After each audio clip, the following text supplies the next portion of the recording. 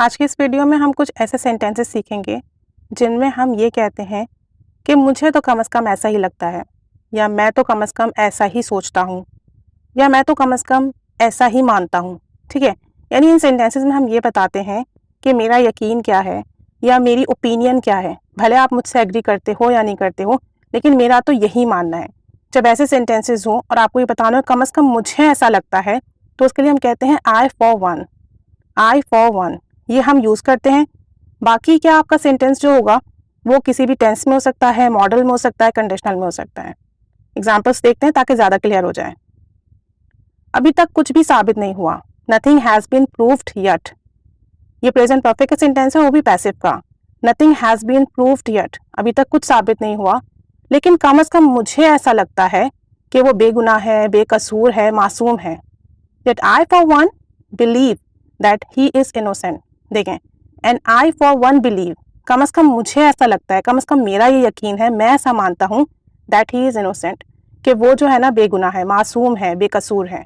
तो आई for one means कि मुझे ऐसा लगता है। आई फॉर वन बिलीव, मैं ऐसा मानता हूँ, मेरा ऐसा यकीन है, कम से कम मुझे ऐसा लगता है।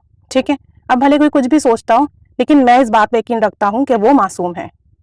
एक और सेंटेंस देखें, हो सकता है आप सब लोग मुझसे मुत्तफिक ना हो।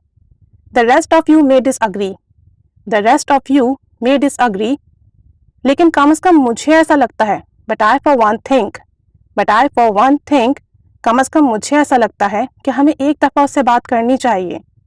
We should go and talk to him again, we should go and talk to him again. ठीक है, यानी कि हो सकता है आप लोग अग्री मुझसे ना करें, लेकिन मुझे ऐसा लगता है कम से कम कि हमें एक दफ़ा बात करनी चाहिए। तो मैं कहूँगी the rest of you may disagree, but I for one think we should go and talk to him again. एक और सेंटेंस देखें, कम से कम मुझे ऐसा लगता है इम्तिहान अभी नहीं होने चाहिए, यानी आप लोग को लगता है कि होने चाहिए, लेकिन कम से कम मुझे ऐसा लगता है कि अभी नहीं होने चाहिए।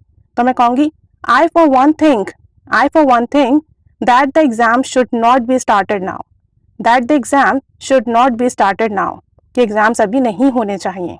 एक और सेंटेंस देखें, मुझे नहीं पता लोग क्या कहते हैं। I don't know what people say, I don't know what people say, लेकिन कम से कम मुझे ऐसा लगता है। But I for one think, but I for one think कि तुम्हें झूठ नहीं बोलना चाहिए था।